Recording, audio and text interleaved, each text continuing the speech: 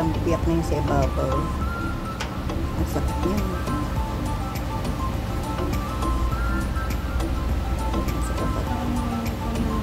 May ano, mabibiyak.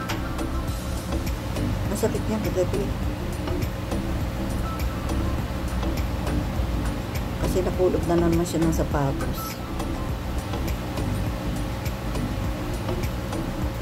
Para madali mo makita yung ano, yung ang ilagay mo Mertiolet para madali mo makita yung cuticle. Mertiolet ang ibras yan, spray mo. Ako ganyan kasi gawa ko. Kasi alam mo malabo na mata ko.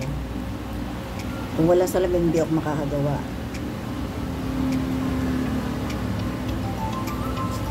Di ba nakita mo yung cuticle? Try mo yung tinuro ko sa yung pantanggal ng ano. Yung pusher na pantanggal. Try mo. I-push mo lang.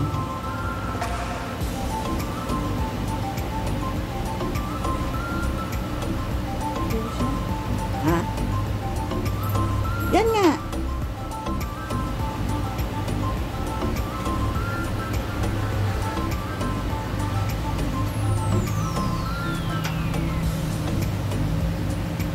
Ano sa palagay mo? Okay naman?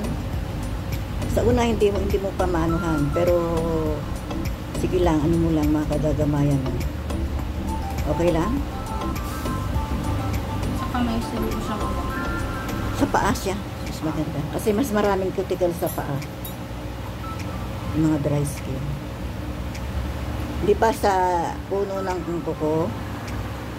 It means dito sa may dulo pala. Sa mga kanto.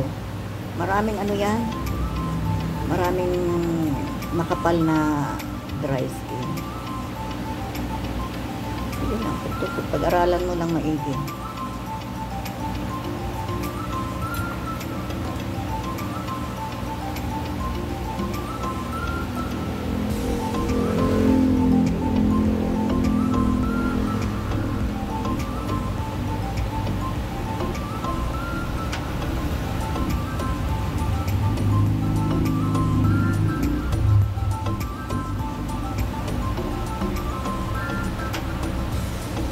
Hindi ako pedicure. Nagpaano ko sa'yo na makita ko yung gawa mo. Pinagpapawis yung kamay mo. Lalagyan mo ng pulpo yung guantes para hindi madulas pag nagguantes ka, ha?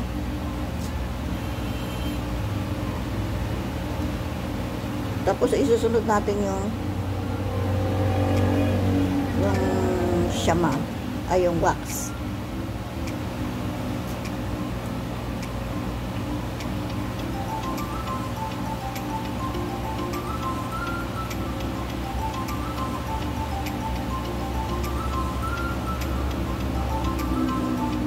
Nakakakuha, di ba?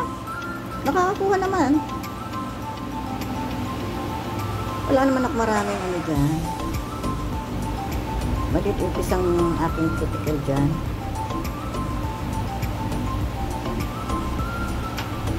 Yung ano ang ano mo, yung gitna. Yung gitna ang pang itatapat mo dun sa ano. Kumbaga kontrolado yan, hindi makakasugat. Hindi kagaya ng nipper na pag nanginginig ang kamay mo, lalo kung not first timer cut, hindi mo alam yung kung alin ang uunahin mo.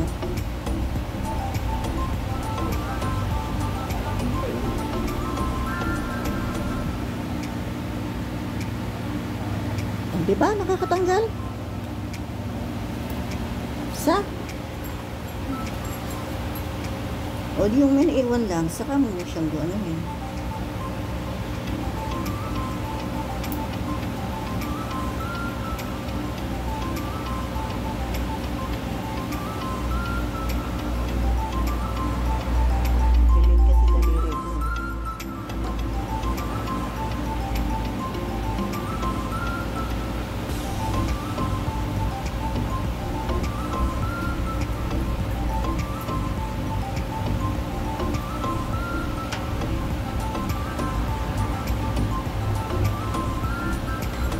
Kahit pababa ang push. Try mo pababa. Yung nasa sulok na ano. Nakukuha? Ha?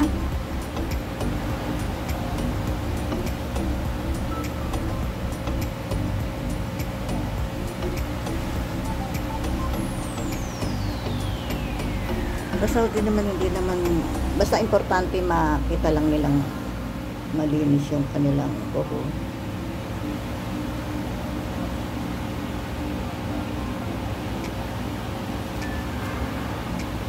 Hindi sila nagpapatanggal ng gusto ng ano, ng ingron. Hindi kagaya dito na hinahalukay. Ito hinahalukay ang ingron eh.